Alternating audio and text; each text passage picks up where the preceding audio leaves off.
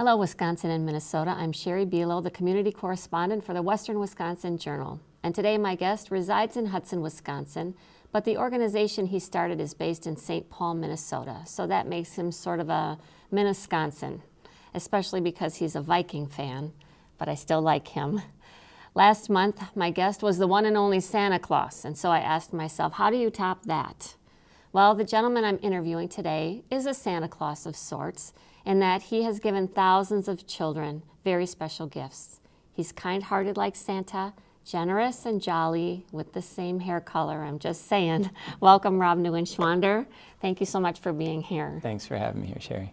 You founded the nonprofit organization called Tots 16 years ago. It started in 2000. Tell us what that is and why you started it. So Ticks for Tots is, like you said, a nonprofit organization, and really what it is a kind of a network, if you will.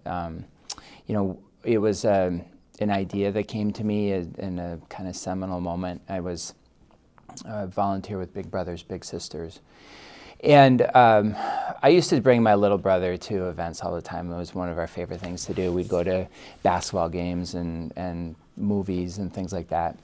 And I was at a Gopher basketball game, like you said. I'm from Minnesota, so I had season tickets. And I was at this game with him, and it was one of those before the Big Ten season, and there's half empty, right? I mean, the stands were mostly empty, and I knew from being a season ticket holder that there were just season tickets that would fill up more than that was there. But here it is, half empty, and this little boy is with me.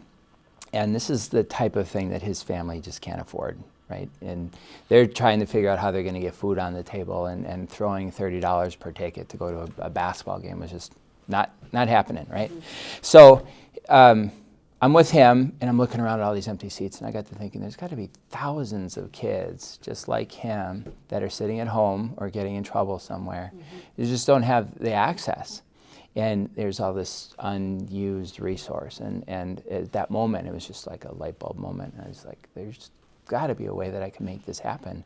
And a nonprofit would be a way that people could donate their tickets and get a taxable deduction. So there's a financial incentive for this thing that otherwise is sitting in their desk drawer. Mm-hmm. And then an opportunity for a child like Mario, my little brother, to experience these things that they can't because they're just financially or family circumstances and any number of reasons why these kids don't have access. And they get that.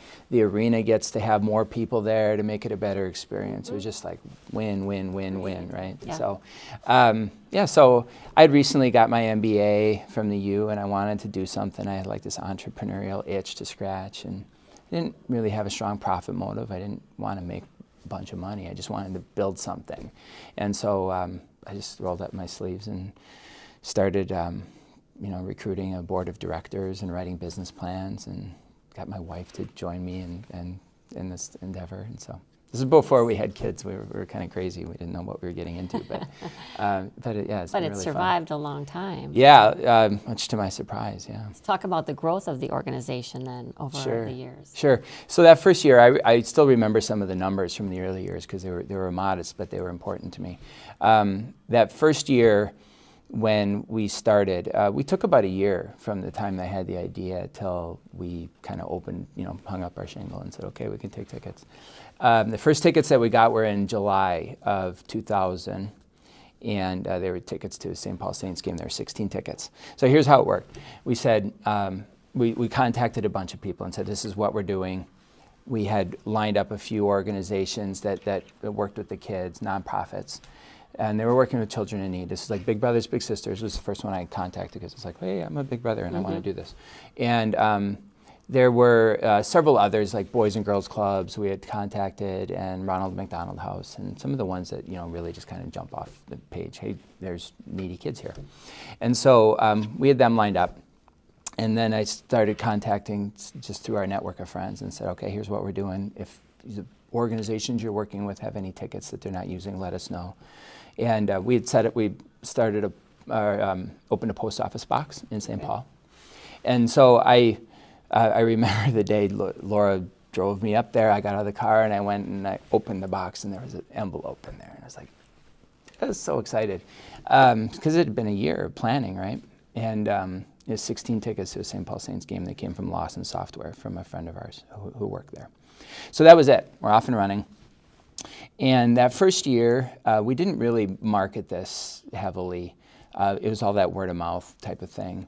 And we ended up placing something like 750 tickets, which I thought was like crazy, right? I remember sitting at the board of directors table in our founding board meeting, and these people who I had, they're confidants and friends and people that I worked with and trusted. And they said, well, what do you want out of this? And I said, if we could just, impact the lives of a handful of kids, this would be worthwhile for our time here. And so that 750 tickets I thought was pretty hot stuff, that first year. And there's mostly Gopher basketball that we worked with and Gopher football. And then we started getting a few tickets to some of the professional sports teams and some theaters and things like that were just, people happened to have those tickets as well. So that's how we started that first year. The next year, I got hooked up with the Minnesota Twins in the spring. One of my board members worked with the Twins in a lobbying capacity. And so she introduced me to somebody, and I went and had a meeting, and I said, this is kind of what we're doing. And they said, oh yeah, we get extra tickets. And they said, I'm going to contact our box office manager, and he'll get in touch with you. I said, awesome. So I'm driving home, and I get a call on my cell phone from this guy, and he's like, yeah, so I just talked to my supervisor, and he explained what's going on. So we've got some tickets. I was like, oh, that's great. He goes, yeah, so we have 7,000 tickets for the next month and a half. Wow. I could give you. I'm like, all right. And now I have a different problem. Right. Right. But it was exciting. So so that year we ended up doing like 13,000 tickets for the year. And then the next year was 27,000. And then the next year was 50,000. And then we had a year where we have 75,000 tickets. And we've kind of since settled in, and now we do generally between 30 and 50,000 tickets a year that we provide to these kids. Amazing. Yeah, it's And really so it's these organizations where the children are that, Yeah. Have you been there and seen, the faces of the children when they sure, get yeah. their tickets? So that's, I always explain to people, I get paid in thank you notes and smiles. There's no compensation that goes with this job. Valuable. But yeah, that's really where it's all at, all the magic and the payoff. Yeah, these organizations, we work with nonprofits, and we have roughly 300 active partnerships. And they're all working with kids in any variety of capacities of need, right? Some are in need of health care, some are living in poverty. There's kids with emotional and physical disabilities. There's kids that are getting in trouble in school or have behavioral problems or chemical dependency, in some of the older kids. There's any capacity that you could think of. And so these organizations are already looking to help them. And what I really love about this is that not only are we reaching the kids and giving them this fun experience, right? Because that in itself is pretty cool. But there's a deeper level of impact that we've really uncovered, in that all these organizations have some objective, right? They've got things that they're working with the kids on, and outcomes that they're trying to achieve from that. Mm-hmm. So I like to talk about mentoring organizations as an example. So there's a lot of studies that show that kids in a stable mentoring relationship have lower incidence of teen pregnancy, lower incidence of drug abuse and alcohol abuse, higher graduation rates, higher academic performance, higher self-esteem, any variety of really tangible benefits that they get out of that relationship. And what we can provide with Ticks for Tots is shared experiences early in a relationship before you've really established trust, right? So I talked about that experience with my little brother. He has this experience with me, and he really wants to participate with me in that, and he sees me as I'm bringing something to his life, right? I'm not just another adult, which he might have come to distrust in some capacity. So it helps you cement that bond. Now, if I can keep a mentor-mentee relationship solid because we're providing these experiences, not only in the front end, but maybe throughout, right? Because a lot of mentors, they don't have money. They're giving their time and their heart, but they don't necessarily have finances to bring into this as well. And so those shared experiences can become the key that keeps those mentoring relationships together. And if there's all those social outcomes that come on the other side of that, well, we've got a percentage play in all those outcomes, right? It's not that experience, it's all the things that they get from having that experience. And that, not to mention exposure to something that they didn't even know existed, thinking about a career, thinking about going to college because they went onto the college campus to see a basketball game. Right. You know, those are unintended consequences, but they're vast and they're powerful. So yeah, that whole process has what really has me excited about what we do. But certainly, just even the moments and the smiles that they have are kind of the indelible things that you see and latch onto. What a great point. I didn't think about that. I think about that was a great experience, but it's so much bigger than that. Thanks for shedding light on and that. we have, we've got stories now of kids who have gone through this process, and we'll hear about them later, and now they're in college, and they're reporting back to the schools that they had these opportunities through, and kind of relaying to them, looking back at it, what a difference maker that was. Right? We have a school down in Rochester, Minnesota. We service organizations in the Twin Cities as well as Greater Minnesota. And there's a school down in Rochester that does a great job of using our services, and they're very proactive in how they interact with the kids, but they model it as an incentive and a reward for good behavior. And so they took this population of kids that they were having a really hard time with. It was like something like 2% of the kids made up 50% of the office visits for probationary reasons, right? So these kids just can't get out of their own way. And rather than continuing punishing them, they said, okay, well, we're going to use this as an incentive program. And if you keep your nose clean, if you are able to demonstrate good behavior and make progress against the expectations that they have, the teachers would nominate these kids for a trip. And so they would actually send them down to the office for a positive referral. And what they found was, empirically, the incident of bad behavior dropped dramatically. I think within 3 months there was something like a 60% reduction in behavior, and after 6 months it was like 75%.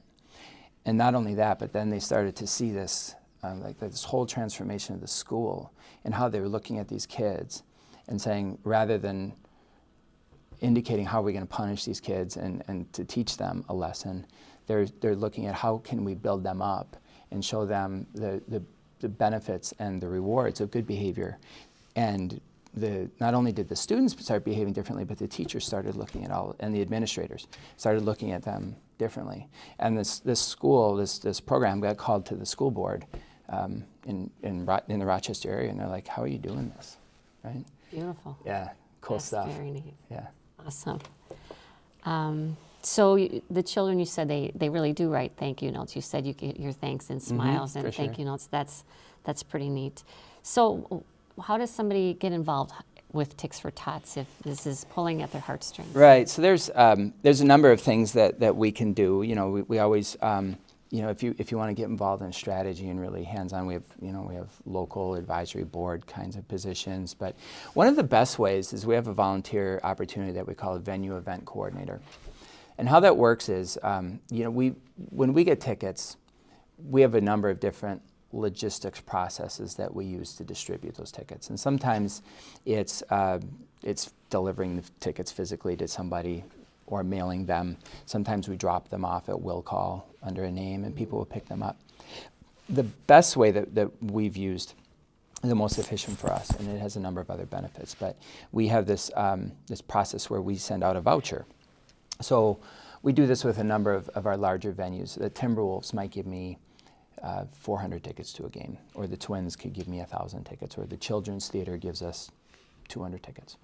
Rather than taking the tickets physically and distributing them to the organizations.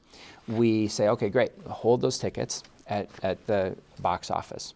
We make the tickets available in a system. We use a computer system to handle all the logistics, and I'm a computer software designer by trade, which is how we've been able to scale with all these tickets with very few staff resources handling them. But we just make the tickets available in our system, and when people reserve those tickets, rather than sending them a ticket, we send them a voucher, a PDF file that they print out, and they bring it with them to the event. And at the event then, we staff that with volunteers. And so there will be a table or a booth or some other location at the event, and the volunteer comes to the event, they pick up the tickets from the box office, they staff the table. Pretty soon our partners start coming with their vouchers, and they say, okay, I requested 10 tickets. They wrote that on the thing, and they have a little list, and they print out before they go to the event, says here's who we expect to come and how many tickets they get. So they keep track of the tickets and they distribute the tickets. But the best part is there's a child right in front of them, anticipating the event, smiling, so excited, right? There's the mission being delivered. And that's a volunteer opportunity to deliver that mission, give the child their tickets. And then they get to actually go into the event too. So it's a super cool volunteer opportunity. And what's great about it is you don't have to commit to anything ahead of time, really. You say, I want to volunteer for this. And you get on the list, and then you get notified when we have these events happening. And we have hundreds of these a year where we staff events with these volunteers. And you go when you can make it. And it's it's usually about a 2-hour commitment, unless you decide you want to go to the game, then you've got, or the performance, then you have that on top of it.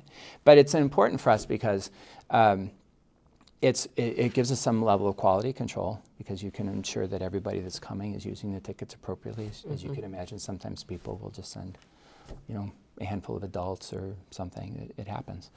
So you can kind of watch that. You can also keep attendance. What we do with that is we keep track of which organizations use their tickets most responsibly, and those who are better stewards of the gifts that have been given to them get more opportunities. That's how our software works. It's right in the algorithm. They all know that. So we keep attendance, and that the volunteer is the one who helps us do that. They keep that attendance. And then it also gives us a face at the event, so people get to see, oh, Ticks for Tots, what's that about? And so they can come and ask a question. So there's a lot of benefits for having it, but that's a great volunteer opportunity that anybody can do, and you can do it with your kids, or make it a family event. Yeah. So you have a YouTube? Yeah, we have a YouTube channel. Yeah, so go to YouTube. I couldn't give you the URL, but if you go to YouTube and type Ticks for Tots, TIXFORTOTS, our channel will come up, and you can see some cool videos of kids having experiences. And the same, your website is the same? Yep, and we have a Facebook page that has a lot of great pictures. If you want to see pictures of the kids, that's the place to go. Our Facebook I did go there, and it's very fun to scroll through. Yeah, it's fun. That's great. Yep. What about Ticks Plus? I was reading about, is that? Yeah, so it's just a way for us to kind of remind people that not only ticket donations, by the way, anybody can donate tickets, right? If you have tickets that you can't use and it's an age-appropriate show, you can donate those tickets to us. But I'm a Packer fan, and there's never extra tickets. That is not true. We have sent kids to Lambeau Field. Hey, well, lucky kids. Yeah, I'm always a little afraid of how scarred they're going to be when they come back. But no, they the tickets though can be donated by anybody. So it can be an individual, it can be the company you work for. A lot of them come from the venues themselves. So the ticket donations are important, because that's obviously what we're trying to do. But just like a food shelf, right? The food is important, but monetary donations go a long ways. And for us, we're very efficient with our donations. And so the Ticks Plus was just a program that people could kind of, get their heads around, and a way for us to continue to remind people that we need money to make this operate too. As efficiently as we can do this, we still have a lot of needs. We have 2 staff people now who run the operation, and we've got the costs of the postage and handling of some of the tickets. We've got some printing costs, and we've got cell phones for the people who are operating the process, and we've got websites that hosting fees. There are nominal fees, and so we rely on the contributions of individuals and donors as well from a financial perspective. It's another way people could get involved if they don't have time necessarily. Yeah. And you have a golf tournament. Yeah, same thing as a fundraiser. It's a fun golf tournament. We've had it at Hazeltine the last several years, which is quite a spectacle this year because of the Ryder Cup.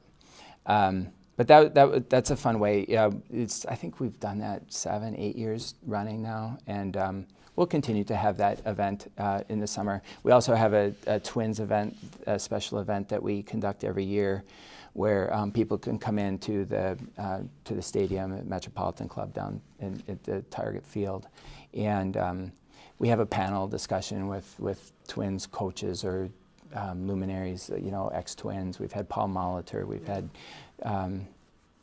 had a number of Jack Morris was in recently too. And just ask questions of them. It's a really informal Q&A kind of thing in a panel. It's a neat opportunity to get up close and talk to them. And it's a fundraiser, right? So we do some of these things just to kind of have fun with the fundraising process. But like I said, we're trying to just maintain the sustainability of the organization as we go through. But so, awesome. Yeah, so that is exciting. It leads me to, another big development. Yeah. The big unveil. We have been working a long time towards making the program sustainable in this market, but we've also always had our eyes on a broader vision of how can we take this service and the impact that we have on these kids and replicate it in other markets, because we certainly don't corner the market on needy children or fun events to go to, right? There's other places where the exact same dynamic exists. And so we've always had it in our head that we would like to do that. It's a difficult mountain to climb because you need to, there's a fundraising hurdle in order to be able to replicate what you do. So there's another organization very similar to ours located in Pittsburgh called Tickets for Kids. And just within the last month, we have signed disclosure agreements to intent agreements to merge. And so we are merging and towards this national organization that will be called Tickets for Kids. And what we do is going to be available in all kinds of markets around the country. And so I am just beyond excited for doing that. Yeah, thank you. That's awesome. Something that a lot of people have worked really hard towards, not just me, but my family, all the people that have served on the board, certainly our staff, and all the volunteers that work tirelessly for this.